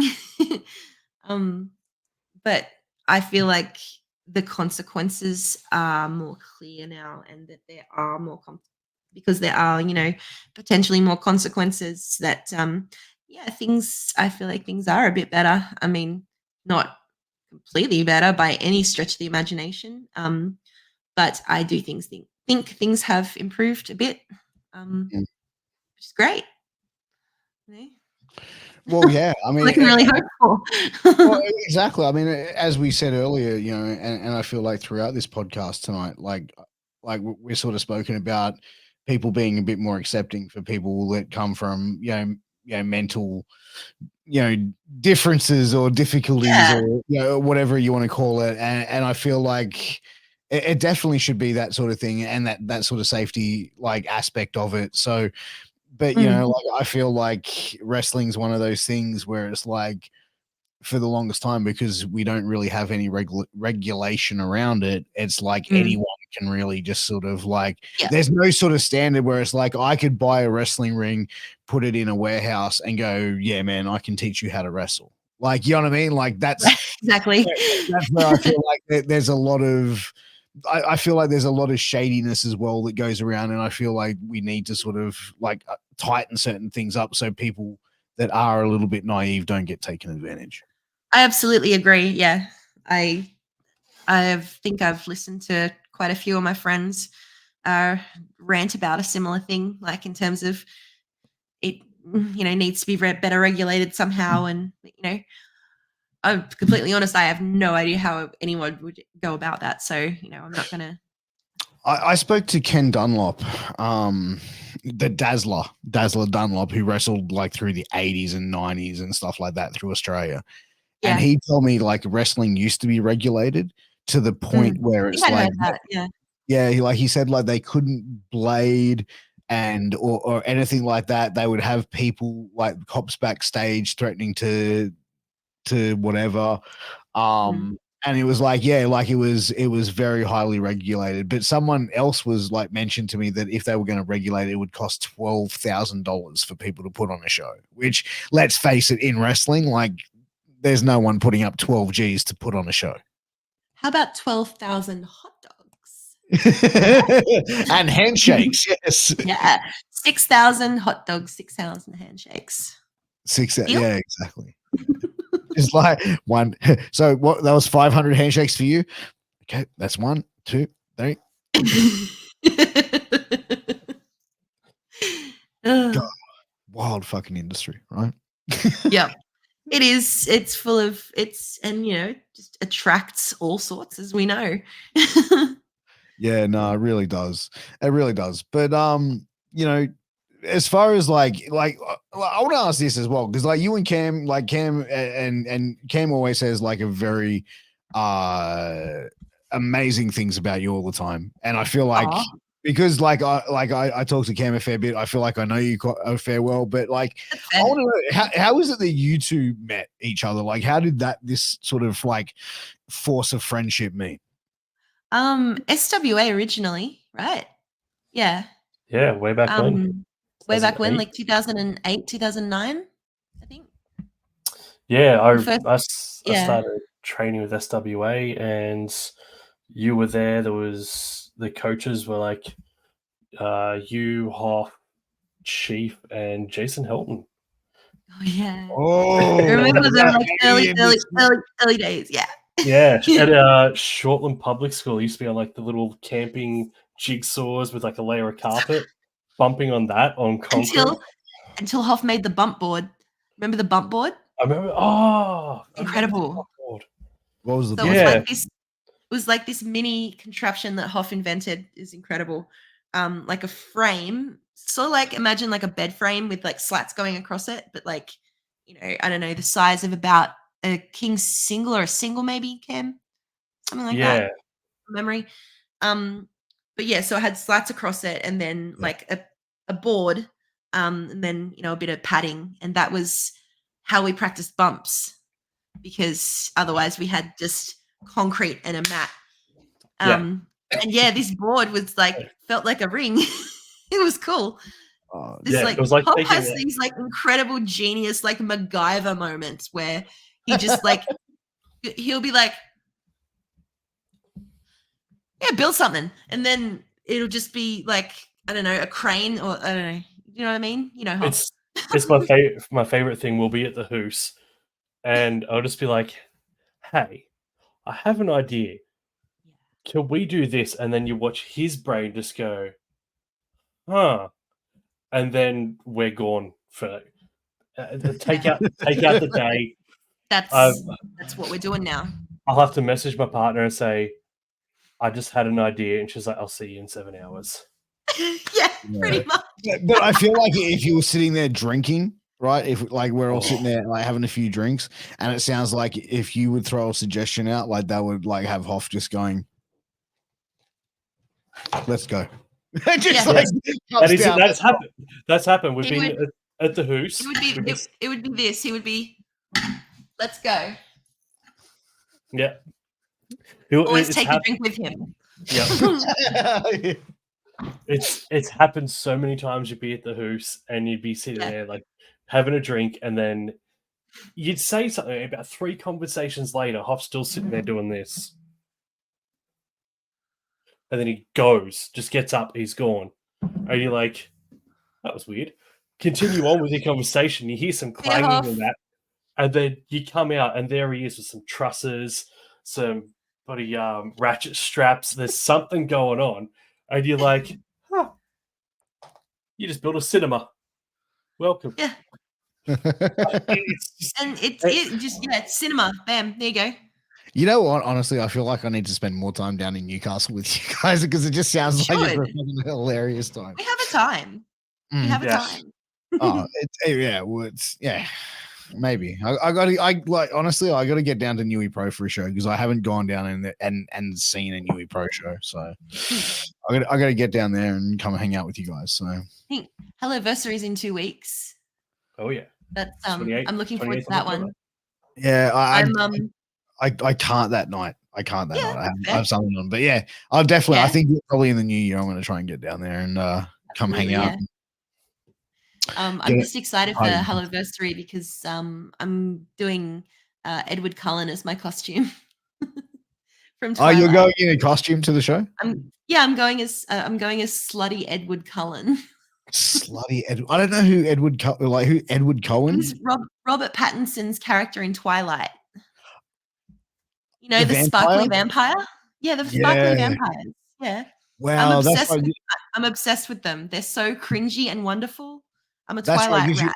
Because you were that's right, you were either team Edward or team, what was the other one, the werewolf boy? Jacob. Team Jacob. No one's team Jacob. He's weird. Yeah. That was the epitome of emo, I feel, that movie. It was like emo mania. I didn't like it for years. My love of Twilight has only recently come, like in the last couple of years, because I've rewatched them, and when you rewatch something and you just then realize how cringy and over the top it is. Yeah, for real. Like Twister, the movie Twister. Have you watched that back recently? It's incredible. I watched it when I was a kid, and I remember being like, yeah, tornadoes. And I'm watching it again like a couple of years ago, and it's all this like drama of like the bad scientists. They don't even care about science. They're only in it for the money. And then they're like slapping each other, and it's all of this unnecessary drama. It's great. Do you know what I remember watching as a kid? Do you remember the movie Spaceballs? The comedy movie, like this. Mm-hmm. Yeah. Like I remember watching that movie as like, I would have been maybe 8, 9, like around that age. And I used to fucking love it. Like I had it on VHS tape, and I wore that tape like onion thin. And then like I saw it on Netflix or Hulu, where I was like sitting at home, and I'm like, I was either sick one day or I was like, had whatever one night. And I've seen it. I'm going, I'm going to put that on. So I put it on, and I watched the first 5 minutes of it. I'm going, this is really fucking stupid. Like, no, hang on a minute. No, can't. Hang on a minute. Now listen, I would watch this movie as a kid, like as an 8-year-old kid. I am now a 42-year-old. Like I'm old as fuck. Like, look at this gray in this beard and shit. Right? I sit there and watch that shit, and I'm like, 5 minutes in, I'm just like, nah, man, I can't deal with it. I'm out. I tapped out. I'm done. It's Mel Brooks, man. It's so good. I tapped out. I don't have a limit for silly. Like I will just watch the silliest, most stupid things. Well, one of my favorite movies of all time. Yeah. Legitimate favorite is Flash Gordon. Like the old actually, yes. Legitimately one of my favorite movies because he's so bad. Like you see the strings on things as they're flying away.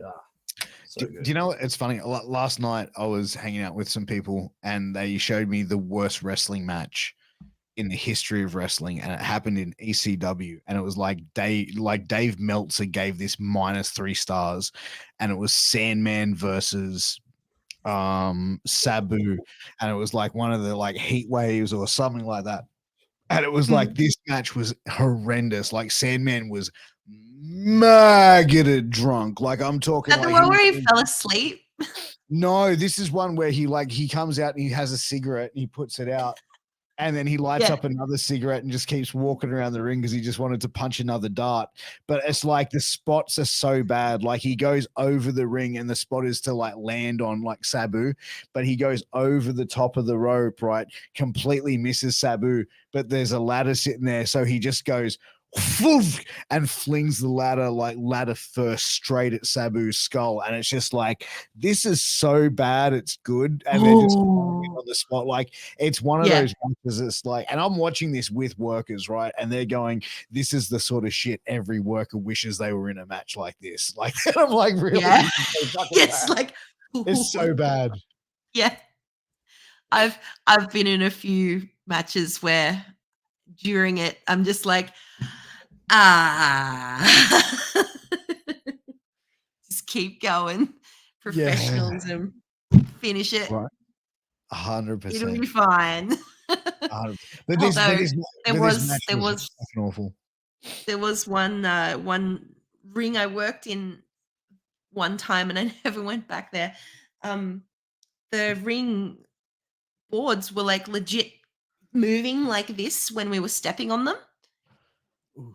And that was after I remember being semi-main, and the first half of the show took 2 hours.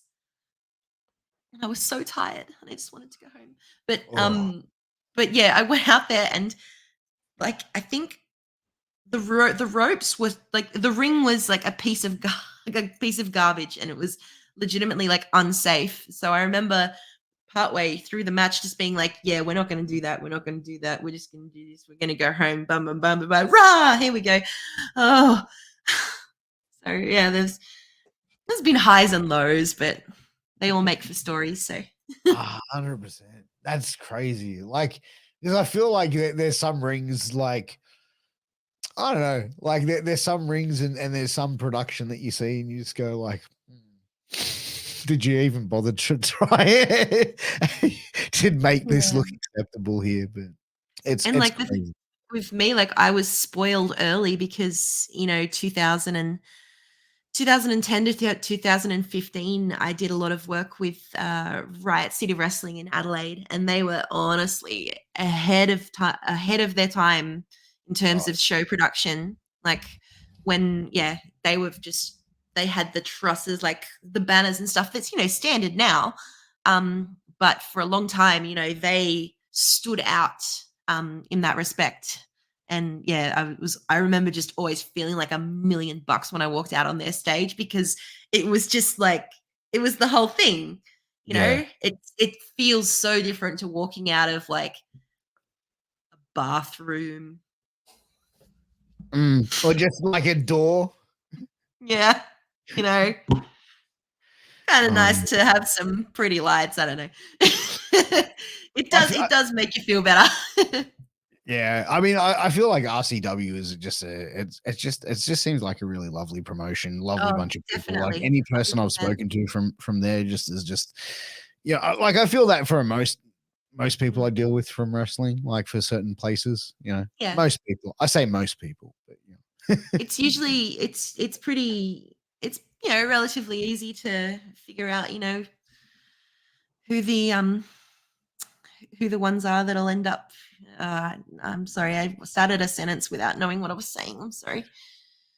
Hey, it happens to the best of us. I think I was about to end up burying someone, and I don't want to do that. Oh, no. That's the whole premise of the show here. Like, I know, but you got it. I feel uncomfortable burying people. Hey, look, in front of people. Yeah, I'm sorry. Listen, Cam's not listening. All right, it's just you and me here. Like, just bury one person real quick, and no one's gonna know. I'm kidding. That Matt Gage, he's only 200% sexy, not 250. Really? That's That's a huge look how the image is just frozen on. She's shocked. Harley Wonderland right now. Yeah, she's in complete shock. She's just like, she can't believe, like, I just said that she had to shoot on someone. Like, she's like, oh my God, I can't believe this right now, Cam. This is like completely weird and strange, right? We've got technical difficulties, don't we? We do have technical difficulties, but we will make sure that we can sort it out pretty quick, because this podcast has been pretty fun. We've been going on and having an amazing conversation, with Ms. Harley Wonderland. Her internet has just dropped out, but we will just be. Yeah, I mean, as we're waiting for Harley Wonderland to come back in, I mean, we look at some of the shows and the production levels of some where you can see, I feel like the most part you see a lot of companies that are out there, Cam, like you see the effort that people put in and the lack their effort of people put in, and the ones that have like the lack of effort, like I feel like overall their shows lack everywhere, not just in a certain area. Yeah, it's definitely something like one who's pointed to it earlier as well. It's something the J-Law would talk about to no end, was like a room that's like lit up. It kind of takes the crowd away from it because they like the anonymity to be able to cheer and get louder and stuff like that. And a lot of guys, a lot of promotions, they just don't understand like even something as basic as lighting. And you go to watch these shows and it's a ring in a room just that's completely illuminated, like all these lights are on, and it just looks tacky, it looks crappy, it looks cheap. Whereas like you get a couple of spotlights, stuff like that, dim the house lights, immediately you look, the focus is there, and then the crowd have that, they're a bit more inclined to be like to say something because they're quiet, like they have that perceived anonymity, so they'll start to cheer, start to be louder and stuff like that. And yeah, it's just little things like that, like barricades, stuff like look a bit better than like tables and stuff like that as well. Yeah, 100%. Well, I feel like that's where the difference where we see in the Australian wrestling scene, where it's could have gone from like there used to be a lot of companies which were very like RSL type base where they were tables and stuff like that, where now we're sort of seeing more of a professional production, more of a professional setup, guardrails, etc. But I feel for the most part, like most fans that go to local shows respect the business enough that if there isn't guardrails, there isn't going to be a lot of stupid shit happening. But like that being said, like we still see stupid shit happening in certain shows, like where fans get a little bit overzealous or overexcited. Yeah, there was an incident not too long ago at a Kingdom show where that's a no barricade sort of show. And this is not knocking Kingdom in any way whatsoever, because it was just a drunken fan got in the ring. And that's just what happens. It's happened at Newey. But that was someone jumped over a barricade and got in the ring. Like it's happened a few times, like and just around the different promotions and stuff like that. But yeah, it's just, I feel like if you're a fan and you're going to risk trying to get in the ring or trying to like start fucking with people in that sort of like environment, in that sort of world, then you have to be expected to turn around and get a smack in the fucking head. Like, you know, like in reality of it, as like it can happen in any promotion. It doesn't matter. Like, it doesn't mean the promotion is like a dog mud show or whatever. You know what I mean? Like you said, it's happened at Newey Pro, which I think Newey, to me, honestly, is one of the top promotions in the country. You know what I mean? It happens in the E, exactly. You know what I mean? Like, I even saw a funny like interview with Brock Lesnar where like someone asked him about the Seth Rollins thing, and so Seth Rollins came back and like was walking up the ramp and then gets like taken out, and then someone goes to Brock Lesnar like they're explaining that story.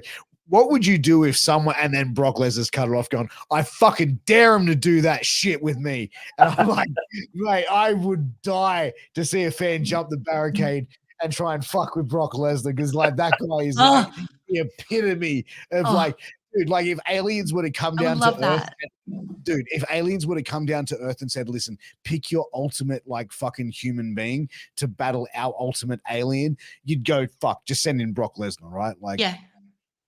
You're pretty well up there. Yeah. Like he's already got entrance music.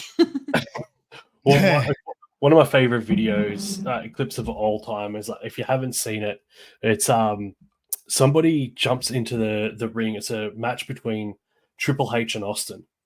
And they go for Austin, and Triple H just grabs him from behind. That's beautiful shoot German suplex, and then Earl Hebner, the ref, is kicking him in the head.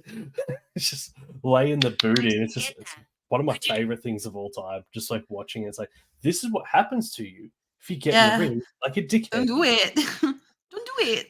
You know, like I love hearing the stories about when people like throw receipts, because it's always like, I don't know, like when you hear those stories, like some of them, like I remember like Angel, telling me one from when he was in ECW, like he did a spot where he was supposed to go through a flaming table, and Chili Willy didn't lift him up above the flames. Like he was supposed to support it up, but he didn't get him up high enough for it.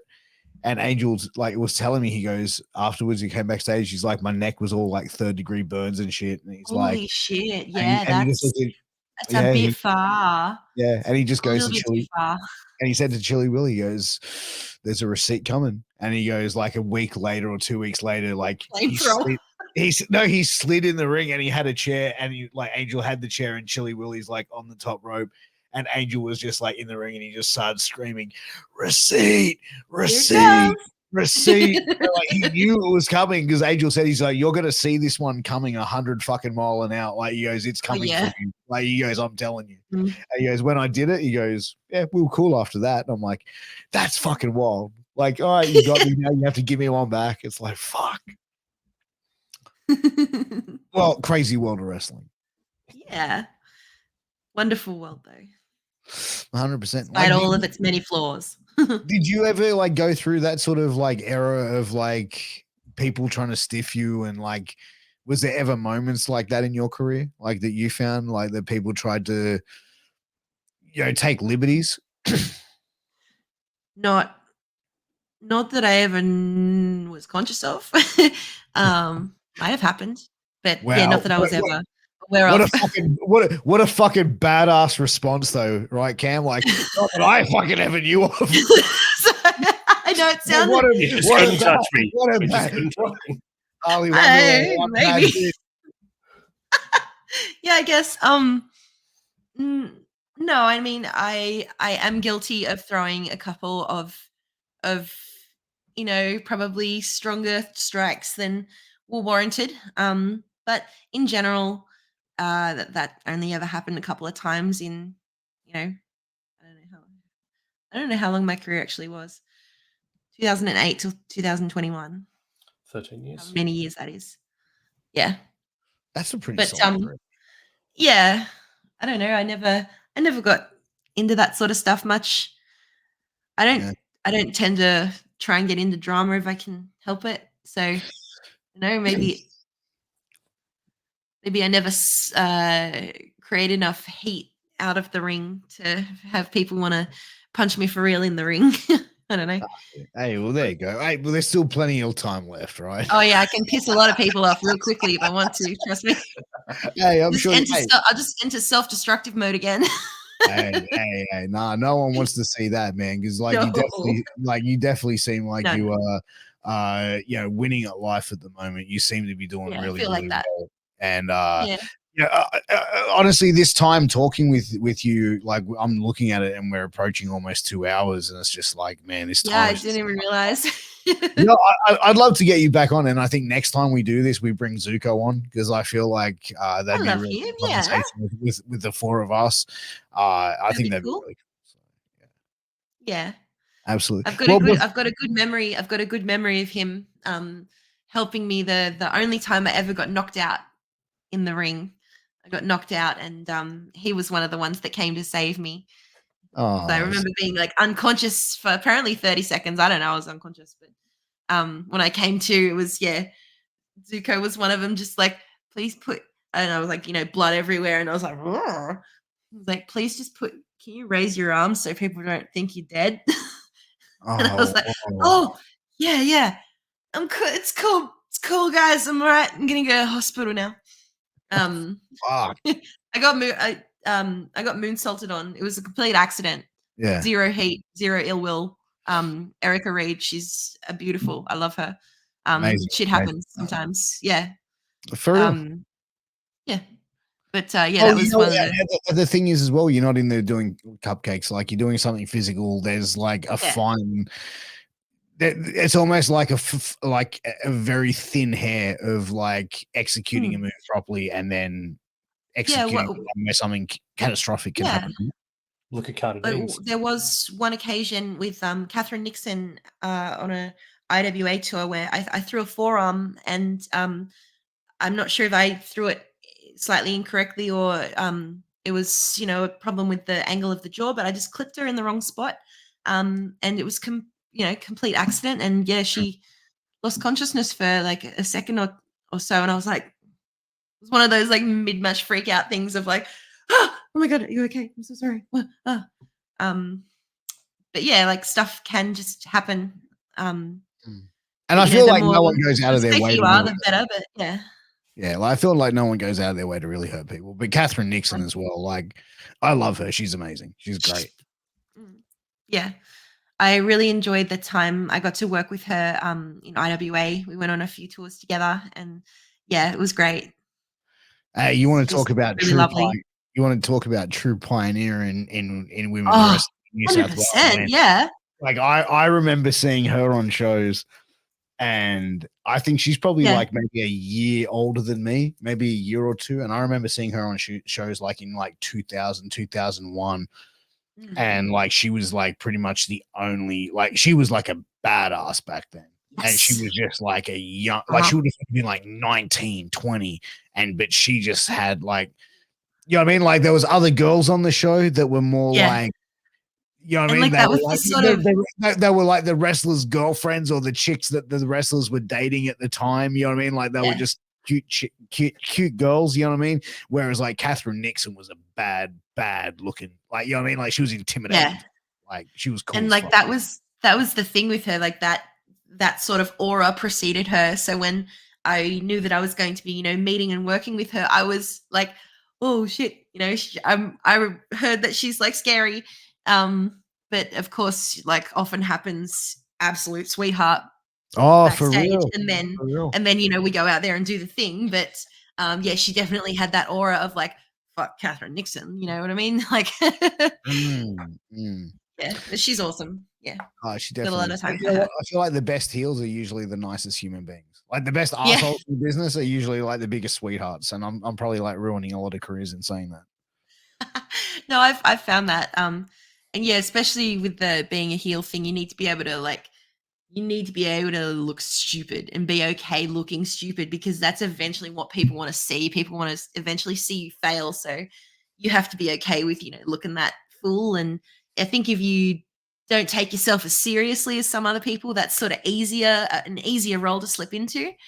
Yeah. Whereas I think, you know, it's wrestling. Of course, there's egos and everyone wants to be the star. But I think, you know, some people let that get a little bit too in their head, and then they, you know, start, you know, Working saying themselves things they into a shoot, shouldn't, brother. and, you Working know, themselves into a shoot, brother.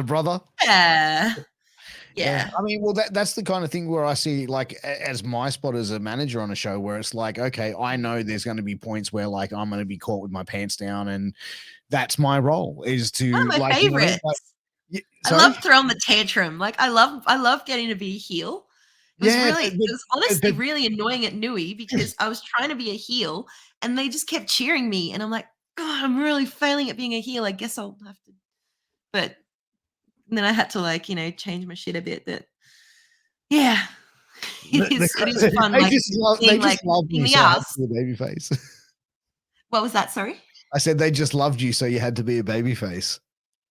But I'm not trying to be like, you know, I'm not, that was what happened. It's like I'm from Newcastle, so I'm like, you know, and I'm local there, and I've been there for years and years and years. 100%. So the Like crowd know I'm one of the you, and that's I'm the founding mother of Nui Pro. There are the well, founding fathers and the founding mother. well, like that's the thing. It's like where it's like the crowd knows you're a local. They know you're from Newey, so it's like they Very probably hard to see you at the yeah. local shops and like you know and stuff like that. Sometimes. They know they probably see more of Amy than they do Harley Wonderland. And I'm probably sorry to put your government name out there. That's okay. Amy's Yeah, fine. I'm Amy. yeah, but like I feel like maybe because they probably see a lot of that, and they probably think like, oh no, Yeah. she's actually lovely. We don't want to boo her. We like her. Yeah. Oh. Yeah, because you know, you get to know, especially with like the Nui crowd. Like I love the Nui crowd so much. Like because they're the regular crowd that come back to see the storylines, and that's the shit that I enjoy doing. And Yeah, same. yeah, it's just a really nice vibe.